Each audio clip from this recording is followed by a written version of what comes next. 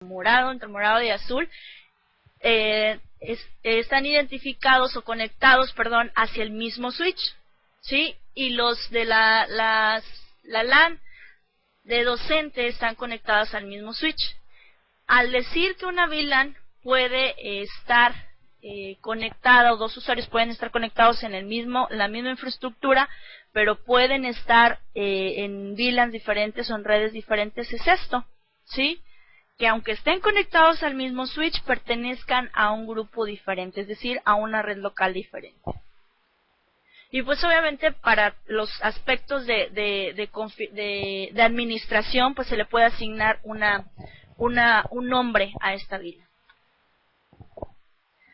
Y de esta manera quedaría así el esquema, es decir, mi switch, poderlo utilizar similar a lo que hace un router. Aquí, si se fijan, yo anteriormente estaba utilizando 3 routers para poder identificar a cada uno y conectarlos en mi edificio. Aquí yo estoy utilizando nada más uno, y en los switches yo estoy creando las VLANs o las redes virtuales, ¿sí? Y estoy, por ejemplo, aquí trabajando dentro del mismo dispositivo en 3 redes. Entonces de eso se tratan las VLAN, de poder llevar a cabo independientemente de la ubicación o de que compartan el mismo switch, que pertenezcan a una red diferente. Esto para poder hacer una mayor administración y no tener que respetar este esquema cuando antes no se utilizaban las VLANs, ¿no? Entonces, por ejemplo, pues obviamente para llevar a cabo todo proceso es necesario llevar a cabo la configuración, ¿no? Aunque no nos metamos en aspectos de configuración, pues vamos a ver que para todos estos procesos es necesario, pues obviamente el personal para llevar a cabo estos procesos, ¿no? Por ejemplo, aquí vemos un administrador de la red que está dando de alta esas VLANs. Aquí vamos a irnos introduciendo al siguiente concepto, que es BTP. ¿Qué pasa? Pues obviamente yo tengo que llevar a cabo la configuración, y al hablar de configuración debo de dar de alta las VLANs, de agrupar a los usuarios, etcétera. Estos son aspectos de configuración, repito.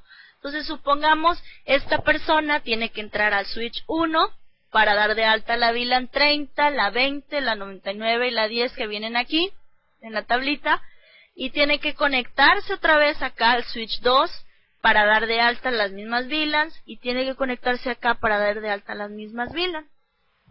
Entonces, imagínense cuál sería el desafío si yo tuviera esta parte, es decir, si mi red no nada más tuviera 3 switches como lo veíamos anteriormente, sino yo tuviera muchísimos más dispositivos. Y ahora veamos el recuadro celeste, que yo tuviera que configurar 100 VLANs.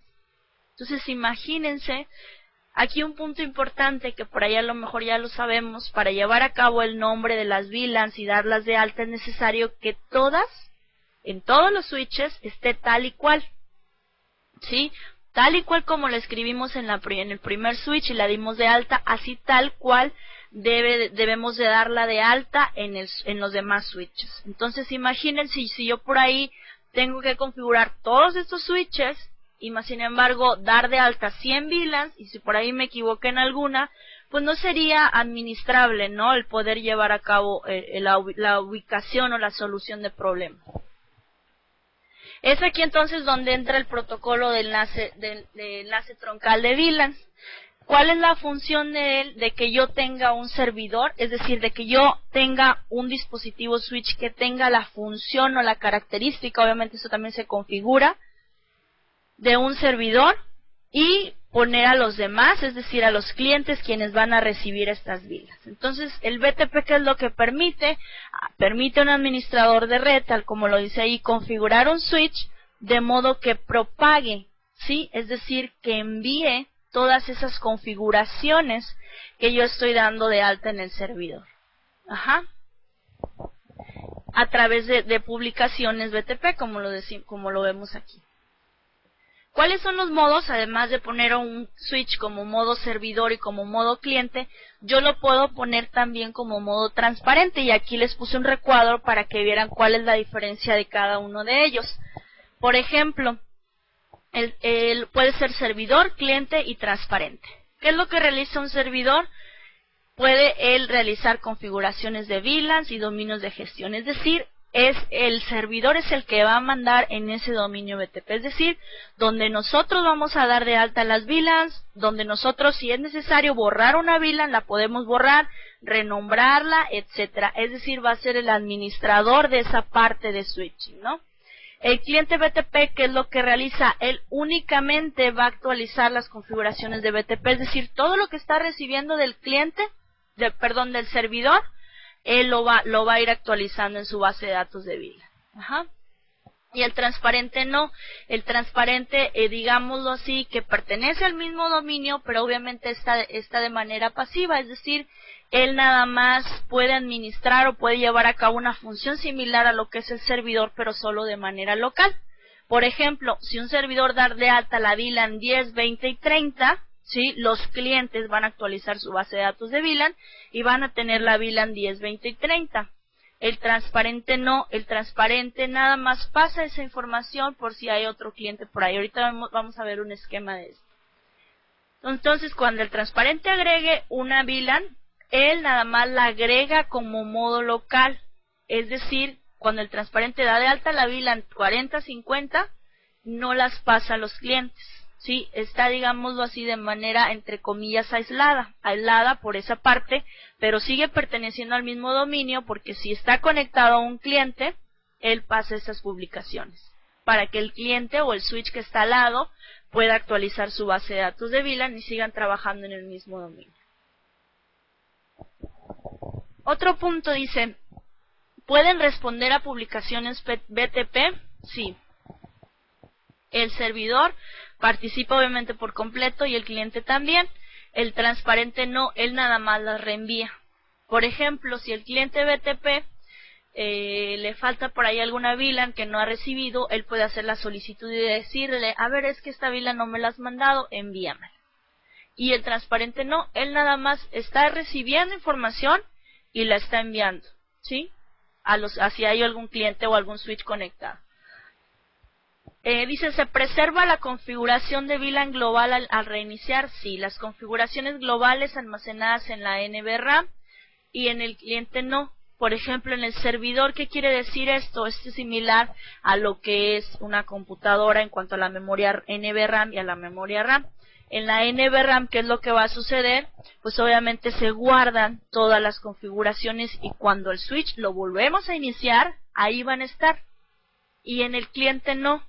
En el cliente sí se guardan en la RAM. ¿Qué pasa cuando él está recibiendo y está prendido, está trabajando? Él las guarda temporalmente, es decir, en la memoria RAM. Cuando se reinicia, las pierde. Pero cuando se reinicia es necesario que esté conectado al servidor o que esté conectado a la red para poder recibir esas publicaciones BTP. Y un transparente no. Acuérdense que él nada más tiene la función de poder llevar a cabo la configuración local, por lo tanto, él es similar al servidor, guarda pero nada más sus VLANs independientemente de las que tenga el servidor en la NVRAM. Y bueno, dice actualizar otros switches con BTP activado, sí, es decir, todos lo pueden hacer menos el transparente. Y obviamente, ¿cuáles son los beneficios? Pues obviamente tener una consistencia en la configuración de las VLANs, es decir, que tengamos, en el servidor configuramos la VLAN 10,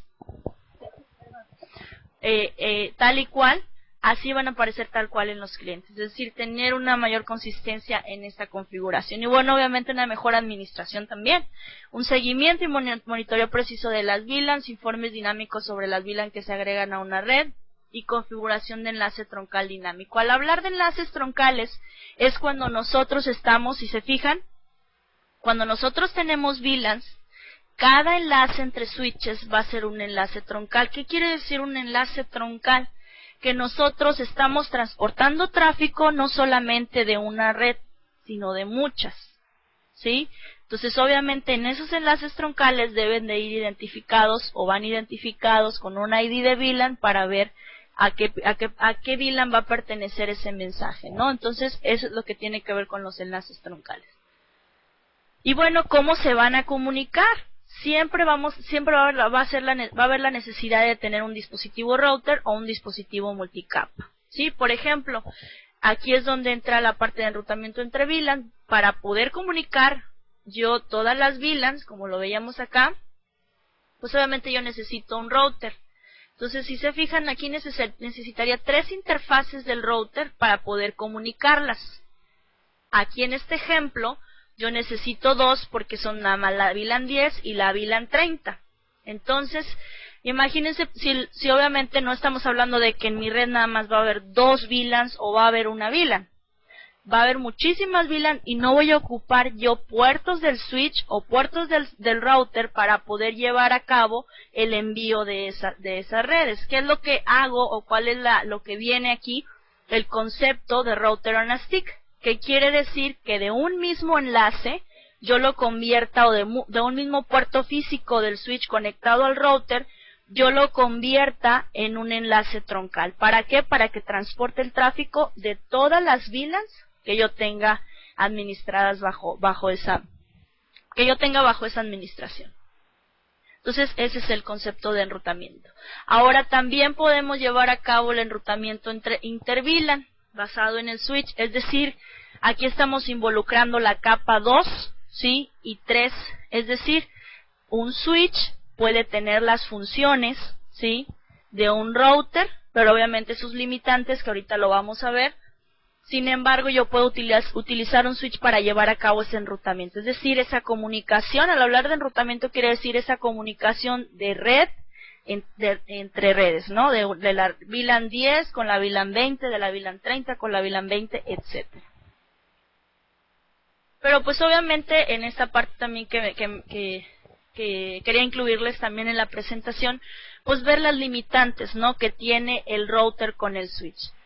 Mencionamos aquí la parte del switch y del router. Dicen en la parte de capa 3, obviamente estamos hablando que el switch trabaja en la capa 2, pero al hablar de capa 3 es que tiene funciones similares a las que tiene un router. Entonces, por ejemplo, aquí en el enrutamiento, ambos lo soportan, ¿sí? Ambos soportan ese proceso porque es la idea de poner un switch, en un switch multicapa, un switch de capa 3 en nuestra red. Ambos tienen ese soporte o esa característica. En cuanto a la administración del tráfico igual, es decir, ellos van a decidir hacia dónde va a enviar o hacia qué red va ese mensaje. Soporte de WIC. Al hablar de soporte de WIC son las interfaces de enlace serial, que quiere decir, o para los que todavía no tenemos ese concepto, son las interfaces que me van a conectar con mi proveedor de servicios de internet o a un enlace WAN. Ajá. Entonces, obviamente, el router sí tiene ese soporte y el switch de capa 3 o el switch multicapa tiene esa limitante, ¿no? Y pues obviamente el switch tiene también la limitante en cuanto a los protocolos de enrutamiento avanzados que sí se pueden configurar en un router, que esa es la característica principal de un router, ¿no? Y en cuanto al enrutamiento por velocidad de cable con soporte, aquí con soporte en el switch porque obviamente va a depender del cable. Y del router no, porque ya involucra los servicios que yo estoy rentando con mi proveedor. Entonces, si se fijan, y hablando ya de todos los conceptos que ya tenemos sobre switching, pues vemos el modelo de redes jerárquicas. Es decir, lo quise incluir al final para que ustedes vean que para todo proyecto, obviamente, y hablando de un proyecto también de redes, que obviamente ya es una necesidad el estar conectado y compartiendo información con mis demás usuarios o en una compañía institución, pues obviamente yo debo de tener una planificación. Y al hablar de planificación,